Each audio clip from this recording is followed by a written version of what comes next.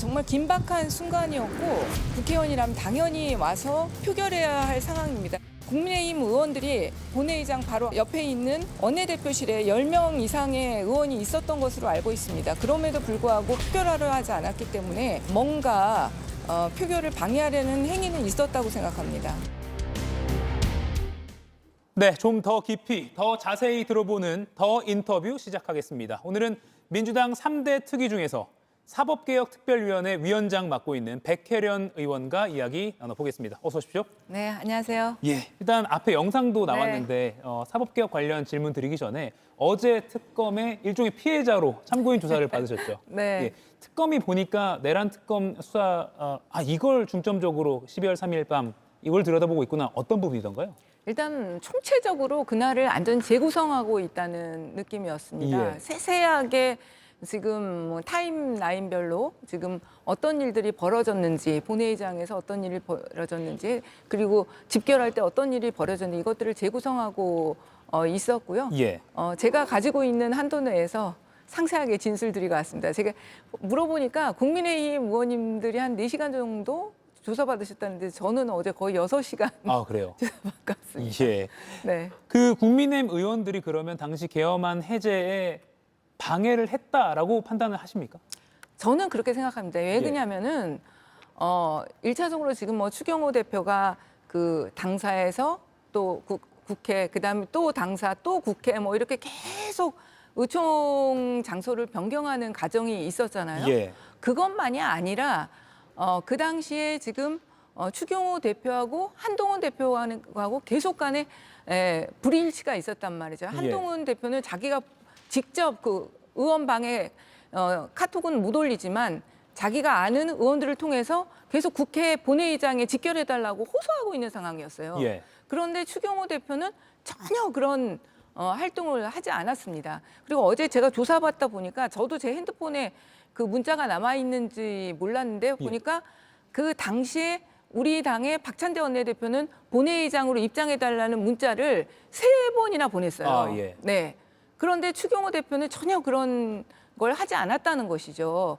지금 저는 추경호 대표가 장소를 바꿨고 뭐 이런 것이 문제가 안 되고요. 예. 부작위 자체가 그 아무것도 하지 않은 표결에 참여하지 않은 그 부작위 그리고 원내대표로서의 어떤 행위도 하는 것 자체가 사실은 표결 방해 행위라고 생각합니다. 예. 그때 추경호 대표가 단 한 번 국회의원들한테 본회의장으로 들어와 주시기 바랍니다. 뭐 이런 문자만 한 번 보냈더라도요. 저는 국민의힘 의원들이 들어와서 상당수가 들어와서 표결했을 것이라고 생각합니다. 이미 그 국회 본회의장은 아니고 본청 안에 들어와 있는 국민의힘 의원들이 있었어요. 예. 그런데 그 의원들조차 진짜 몇 초면 달려올 수 있는 거거든요.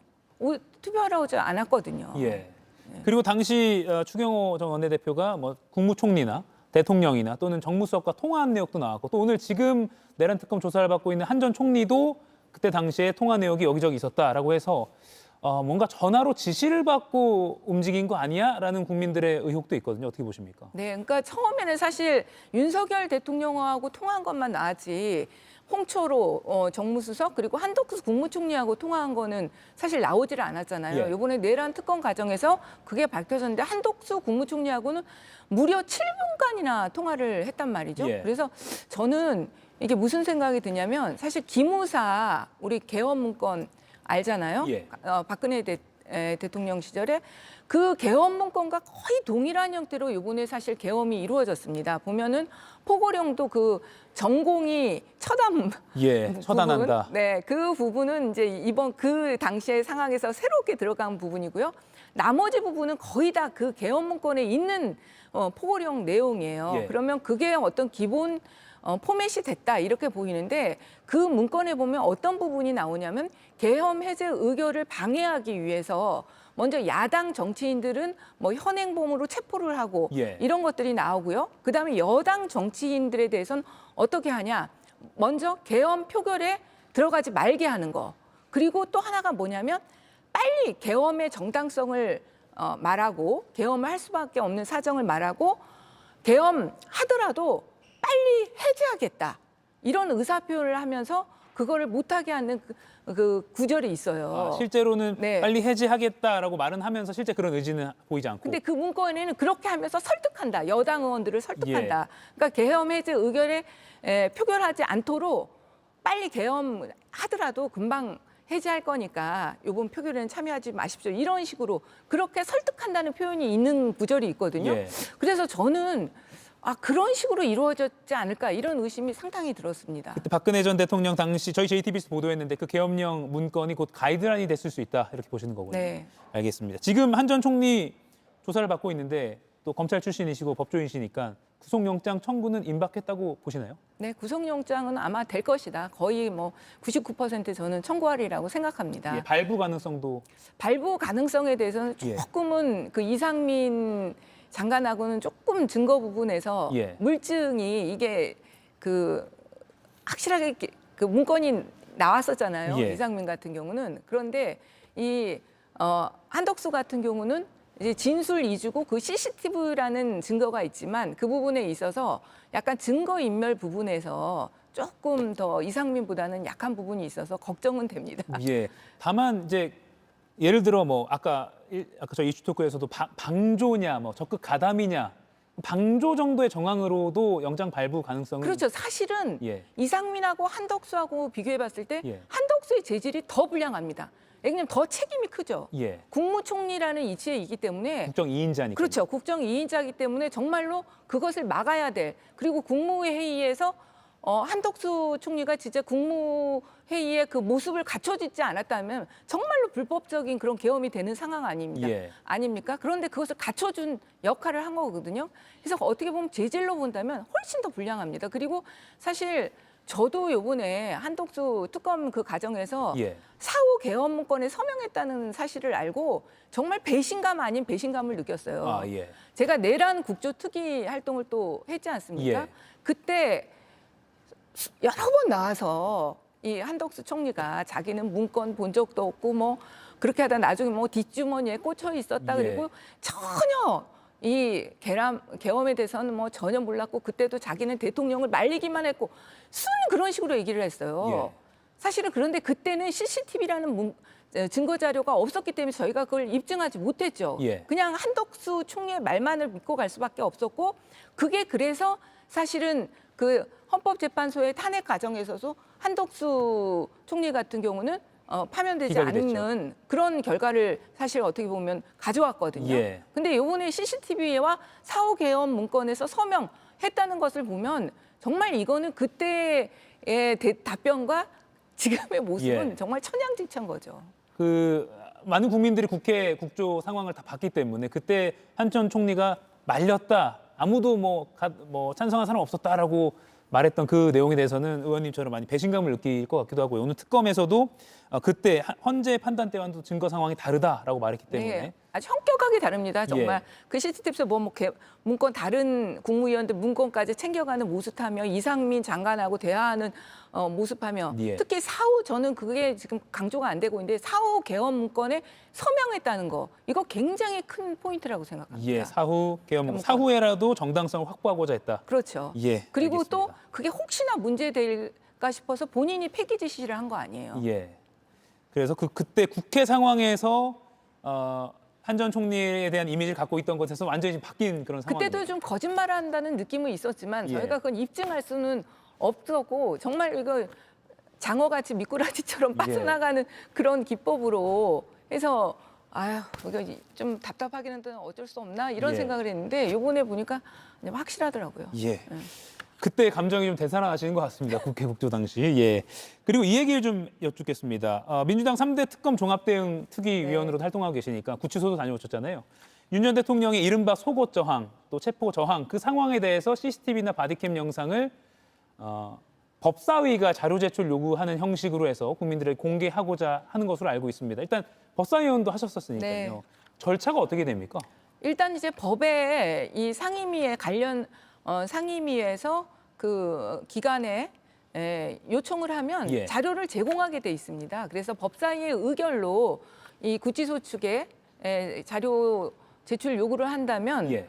보내주는 게 기본적인 의무예요. 그런데 이제 구치소 측에서는 그동안 이제 개인정보 염려 뭐 이런 것 때문에 거부를 했는데 법사위 의결로 한다면 당연히 보내줄 수밖에 없다고 보입니다. 예. 그럼 회의장에서 재생을 하게 될까요? 그거는 이제 서로 좀 협의 과정이 있을 수도 있고 예. 어쨌든 뭐 개인정보나 인권 침해 시비가 일 수도 있으니까 여러 예. 가지 방식으로 할 수 있다고 보입니다. 근데 예. 저는 그거 윤석열 쪽에서도 문제 제기를 할 필요가 없는 게 본인들도 그거를 공개해야 된다, 봐야 된다 이런 주장을 하지 않았습니까? 예. 오히려 불법의 증거가 거기에 있다고 주장하고 있는 상황입니다. 그렇다면 어느 쪽의 말이 진실인지 확인할 필요가 있다고 생각합니다. 예. 그러면 국민들이 만약에 회의장에서 재생이 되면 흔히 이제 방송사 중계 카메라가 있잖아요. TV를 통해서도 볼 수 있는 가능성도 있는 겁니다. 그렇죠. 그 법사위의 그 화면에 등장을 한다면 예. 그게 사실은 다 녹화가 되고 방송이 되고 있기 때문에 예. 다 볼 수 있는 거죠. 그리고 보여져야 한다고 생각하시는. 뭐 특별히 개인의 사생활에 침해되는 부분이 있다면 그런 부분들은 좀 모자이크 처리라든지 예. 그런 거를 해가지고 보면은 전혀 문제가 될 게 없다고 생각합니다. 서로 간의 시시비비를 가릴 것 없이 명확하게 되는 거죠. 예. 윤 전 대통령 측에서는 너무 가혹행위가 있었다라고 하니까 서로 지금 정보 공개 그러니까요. 청구한 상황이니까요. 가혹행위 있었다면 그러면 정말 인권 침해 시비가 있었는지 정말로 그렇게 저항한 게 문제인 건지 이거 알아봐야 되지 않겠습니까? 예. 네. 알겠습니다. 특검 연장 필요성도 좀 이른 감도 있다는 평가도 있지만 나오고 있습니다. 법 개정을 해서 특검 연장해야 된다. 김건희 특검만 해도 워낙 수사 대상 의혹이 많으니까요. 어떻게 보십니까? 근데 지금은 조금 섣부른 것 같아요. 지금 아직 60일도 특검 수사가 지나지 않았잖아요. 그러면 30일 이상이 남아 있고 두 번에 걸쳐서 한 달씩 연장할 수 있기 때문에 예. 3달 이상이 남아 있습니다. 그래서 너무 지금 특검팀이 수사를 하고 있는 지금 반절 정도 왔는데 벌써 연장을 하면 이 특검팀에도 또 그것이 영향을 미칠 수가 있는 부분들이 있거든요. 그래서 좀 기다려보고 수사 상황을 기다려보고 좀 논의를 하는 게 맞다는 생각이 들고요. 또 3개의 특검이 전 상황이 다르다고 생각합니다. 예. 그러니까 내란 특검, 최상병 특검, 김건희 특검이 있잖아요. 일단 최상병 특검 같은 경우는 사안이 단순합니다. 예. 수사 대상자도 적고 그래서 제가 볼 때는 앞으로 3달간의 수사 기간이면 충분히 수사할 수 있는 여지가 있다고 보이고요. 예. 그리고 내란 특검 같은 경우는 1차 수사를 한 상태에서 또다시 수사가 되는 상황입니다. 그러니까 경찰, 공수처에서 검찰까지 수사를 했고 그것이 넘어간 다음에 더 이제 추가적인 어떤 수사가 이루어지는 상황이기 때문에 예. 수사량이 김건희 특검에 비해서는 적습니다. 근데 김건희 특검 같은 경우는 지금 좀 기다려봐야겠지만 예. 연장될 가능성도 꽤 크다. 왜냐하면 거기는 수사를 할수록 수사할 상황이 지금 계속 나오고 있습니다. 예. 진짜 우리가 목걸이 목걸이만 생각했는데요. 보니까 목걸이만이 아니라 뭐 팔찌, 반지, 뭐 브로치 막 등장하잖아요. 명품 시계 등장하고 있고 양평도 남아 있고 지금 그리고 21g 그 수사도 하면 어디까지 퍼질지 모르는 상황이에요. 예. 그래서 그거는 앞으로 수사할 상이 상당히 많아 보이기 때문에 조금 이따 논의해봐야겠지만 수사기한 연장 가능성도 굉장히 커 보입니다. 예, 아직은 이르지만 연장이 필요하다면 김건희 특검이 가장 1순위로 논의가 되겠네요. 네. 알겠습니다. 자, 그러면 사법개혁 관련해서도 여쭙겠습니다. 흔히 이제 시청자분들, 뭐 저도 이야기로는 대법관 수를 늘린다 이 정도로만 사실 알고 있거든요. 오늘 전문가 초청 공청회를 하신 것도 알고 있는데 네. 분위기가 좀 어떤가요? 네, 뭐 지금 그 공청회에서 전문가분으로 나오신 분들이 예. 사법개혁과 관련해서 몇십 년 동안 운동을 하신 뭐 교수님들도 많으셨어요. 예. 그런데 아주 울분을 토로하셨습니다. 그동안 그렇게 많이 얘기했는데도 여태까지 단 하나도 기억되지 않았다. 이런 울분들이 많았고요. 예. 이제는 정말 해야 된다. 그래서 그러나 구체적인 디테일에 있어서는 또 의견들 차이도 있으셔가지고 저희 사법개혁특위에서 면밀하게 진짜 개혁도 중요하지만 디테일도 중요하거든요. 그래서 그런 것까지 살펴서 할 생각입니다. 예, 저희가 민주당에서 세운 5대 안건이라고 할까요? 대법관 수 증원, 그리고 추천 방식 개선, 그리고 법관 평가 제도 개선, 하급심 판결문 공개 범위 확대, 그리고 압수수색 영장 사전 신문 제도 도입 이렇게 5가지로 이미 민주당에서 공식적으로 밝히셨는데 이 기준은 어떻게 정하신 겁니까? 그동안 저 5개의 의제들이 그 사법개혁의 과제로 엄청나게 많이 논의되고 예. 해야 된다는 과제로 있었던 것을 저희가 추린 겁니다. 아, 그러니까 대법관 수 증원 같은 경우도 좀 국민들은 그럴 수도 있겠지만 이게 아주 오래전부터 상고심 개혁의 주요 과제로 논의됐던 사안들입니다. 예. 상고심을 개혁하기 위해서 그동안 뭐 상고허가제, 상고법원 여러 가지를 검토했는데 다 안 됐어요. 결국 남은 것은 대법관수 증언 하나입니다. 예. 그러니까 우리나라의 이 대법관 1인당 연간 처리 건수가 3,000건이 넘어가요. 이런 나라가 없어요. 예. 국민들이 실제로는 재판받을 권리가 완전히 침해받고 있는 상황입니다. 민사사건 같은 경우는 70% 이상의 심리 불속행이라고 해서 바로 그냥 기각이에요. 예. 그러니까 실제로는 대법원의 재판을 못 받고 있는 구조이죠. 그래서 이런 실질적인 삼심제를 하기 위해서라도 대법관수 증언은 반드시 필요하다고 생각합니다. 예.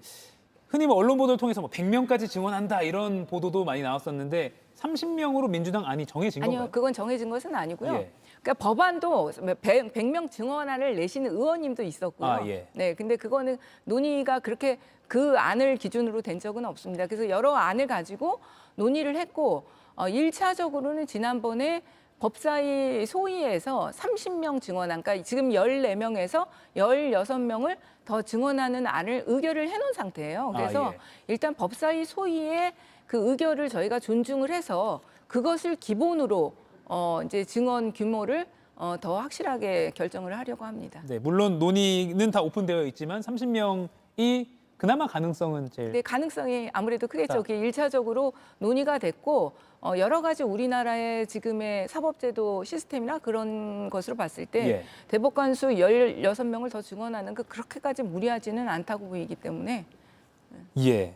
그리고 추천 방식을 개선하겠다. 이건 어떻게 되는 거예요? 그럼 추천하는 그 위원을 다양화하는 겁니까? 네, 여러 가지를 생각할 수 있죠. 오늘 사실 예. 전문가 공청회에서 대법관수 증언도 증언이지만 추천위원회 개선에 대한 목소리들이 굉장히 높으셨어요. 예. 네, 그거에 대한 굉장히 뜨거운 열의를 느낄 수가 있었는데요. 왜냐하면 우리나라의 대법관 숫자도 모자르지만 더 중요한 것 중에 하나가 대법관 다양성의 부족입니다. 예. 서호남이라고 하죠. 서울대 50대 남성. 이걸로 대표되는 대법관 구성이 더 큰 문제가 되고 있거든요. 제가 요즘에 이제 방송에 나갈 때마다 그 대법원의 소부로 구성되어 있는 중에 한 분은 예. 서울대 법대 87학번으로 모두 구성되어 있다. 이 말하면 다 깜짝 놀라세요. 그래요. 네. 그래요? 실제로 네, 실제입니다. 네네. 실제 상황입니다. 그러니까 이게 뭐 동문회 하는 것도 아니고 이렇게 돼 있는 거는 사건을 좀 더 다양한 시각으로 보고 넓게 보기 위해서는 예. 다양한 풀에서 대법관들이 와서 봐야지만이 또 사회 현실을 반영할 수 있고 이런 부분이 있지 않습니까? 예. 그런데 하나의 집단에서 이렇게 다 모여서 논의를 하게 되면 그거에 대해서는 좀 상식적인 판결 이런 것들이 나오기가 좀 어려운 부분들이 있는 거죠. 그래서 예. 대법관의 다양성이라는 부분에 대해서 굉장히 국민적인 요구들이 높고요. 대법관의 다양성을 이루기 위한 단계로서는 일단 추천위원회부터 예. 이 다양성을 담보할 수 있는 구조로 돼야 된다. 그러니까 숫자도 좀 늘려야 되겠고요. 지금은 이제 10명이에요. 근데 거기에 대법원장이 입김을 불 수 있는 대법원장의 추천 권한 그런 것들이 굉장히 크게 돼 있습니다. 그러니까 예. 그 대법원장의 권한도 좀 줄이고 또 여성이나 소수자의 목소리를 대변할 수 있는 분들도 들어갈 수 있는 구조로 바뀌는 거. 그럼 예를 들어 네. 추천 주체 뭐 시민사회단체의 비중을 좀 늘리거나 그렇죠. 이런 방안이 있겠네요. 네, 그런 것들 여러 가지로 좀 고민해 봐야 될 것 같습니다. 예. 그 부분은 아마 또 30명 못지않게 굉장히 중요한 네, 이슈로 사실 고민될 제가 것 오늘 같아요. 공청회 해보니까요. 전문가분들은 그 부분에 굉장한 방점을 많이 찍고 계시더라고요. 예, 숫자도 숫자지만 다양성이 또 중요하니까요. 네. 그리고 압수수색 영장 사전 신문제 도입. 이거는 흔히 뭐 영장 청구하기 전에 실질 심사하는 것처럼 뭐 그런 형식이 되는 건가요? 네, 뭐 간단히 생각하면 좀 그렇게 생각하실 수 예. 있을 것 같아요.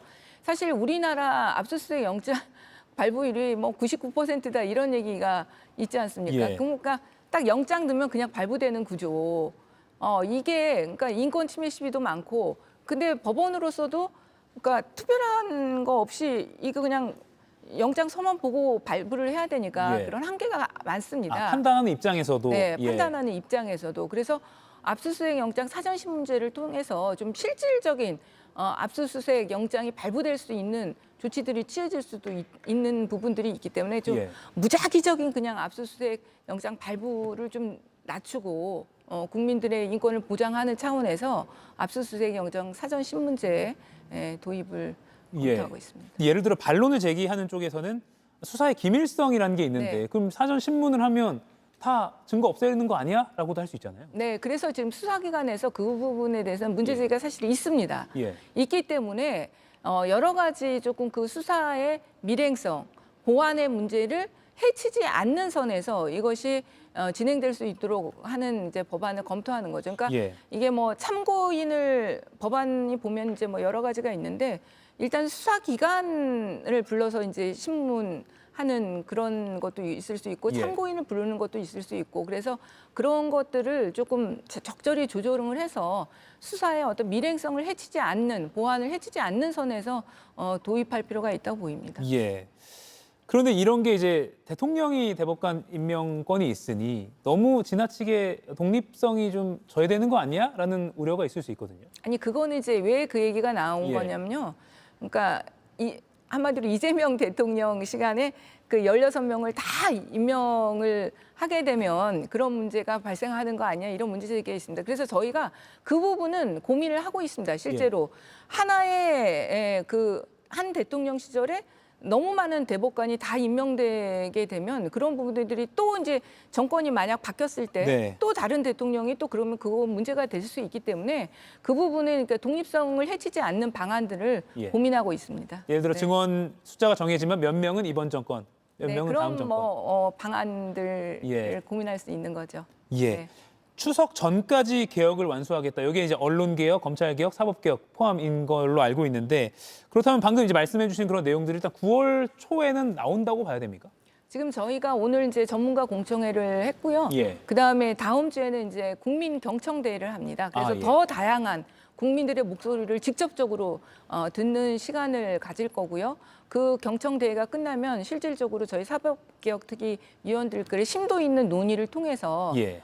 지금 9월 초까지는 5개의 의제에 대한 법안을 좀 마련해 보려고 합니다. 예. 그런데 이제 방금 제가 질문 드렸을 때도 논의를 해야 되는 아직 과제들이 많이 남아있기 때문에 9월 초면 그 위원들 사이에서 아 이거 되겠어?라는 좀 의구심이 있을 수 있거든요. 근데 제가 볼 땐 별로 없는 것이요. 사실 예. 이 5개의 의제가 하늘에서 뚝 떨어지는 의제들이 아니에요. 예. 그동안 논의가 굉장히 많이 돼서 성과물이 축적되어 있습니다. 그래서 이미 법안이 나온 것들도 있고 네. 법원 행정처에서 오히려 법안을 내고 추진했던 사안들도 있고요. 예. 이 사법개혁과 관련해서 그동안 엄청나게 많은 논의들이 있었습니다. 그러니까 대법관 수 증언 같은 경우도 뭐 우리 당에서 처음 낸 게 아니에요. 2010년에 한나라당에서 24명 증언안을 냈고 더 개혁적인 조항들도 들어가 있었습니다. 예. 그러니까 이런 논의들이 계속 축적되어 있기 때문에 그 법안을 도출해내는 것이 그렇게 어렵지 않다고 보입니다. 예. 과거 정권, 뭐 과거 네. 지금의 야당에서도 다 했던 것이기 때문에 이게 학계나 또는 정치권에서도 이미 기초적인 논의가 많이 되어 왔던 네. 것이군요. 그렇죠. 그러니까 공감대가 예. 생각보다 굉장히 넓게 형성돼 있습니다. 그럼에도 불구하고 여태까지 수십 년간 했지만 예. 해내지 못했던 거죠. 예. 네. 마지막으로 사법개혁 외의 질문 하나만 드릴게요. 정청래 대표랑 국민의힘 송원석 원내대표가 어제 김대중 전 대통령 16주기 추도식에서도 약간 날선 네. 말을 주고받았습니다. 새 대표가 이제 22일에 국민의힘에서 선출이 되는데 그 이후에도 이런 상황이 좀 연출이 될까요? 어떻게 보십니까? 저는 이제 정청래 대표 같은 경우가 좀 그 메시지가 예. 이게 그 야당이 야당으로서 좀 내란에 대해서는 좀 사과라고 진정성 있는 국민들께 다가가는 모습을 보여라 이런 메시지였다고 생각해요. 예.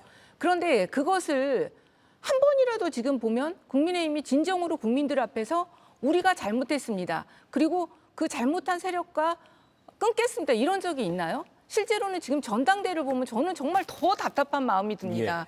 정말로 더 그 뭐 찬탄 반탄 이러지만 실제로 지금 계엄을 옹호했던 세력과 어떻게 보면 손을 잡고 그 세력이 지금 득세하고 있는 것이 사실 아닙니까? 예. 네.